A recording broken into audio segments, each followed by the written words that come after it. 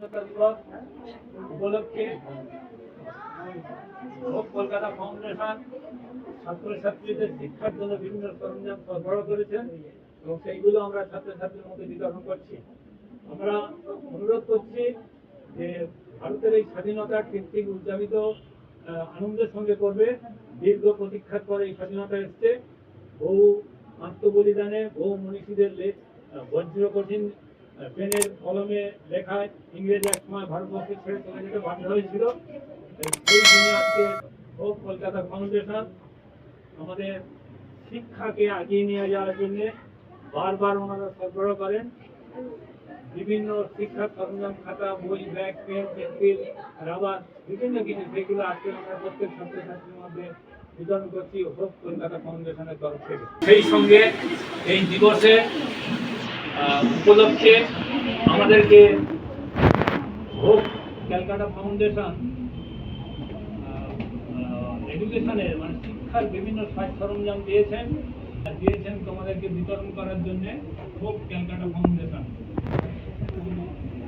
Calcutta foundation তারা এই সমস্ত বিতরণের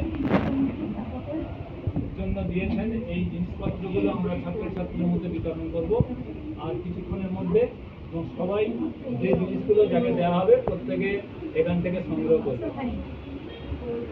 আমরা আজকের ৮০তম স্বাধীনতা দিবসে প্রত্যেককে উপস্থিত থাকার জন্য সমস্ত ছাত্রছাত্রী, কর্মীবৃন্দ এবং শিক্ষক শিক্ষিকা প্রত্যেককে আমরা ধন্যবাদ জানাচ্ছি হোপ ফাউন্ডেশন কলকাতার তরফ থেকে।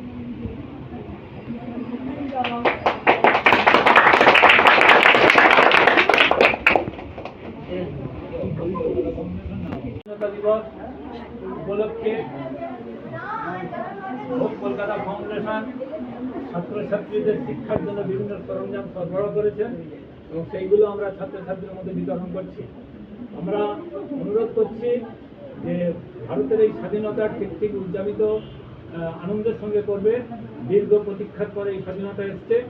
বহু আত্মবলিদানে বহু মনীষীদের বজ্র কঠিন পেনের কলমে লেখায় ইংরেজ এক সময় ভারতবর্ষে ছেড়ে চলে যেতে বাধ্য হয়েছিল।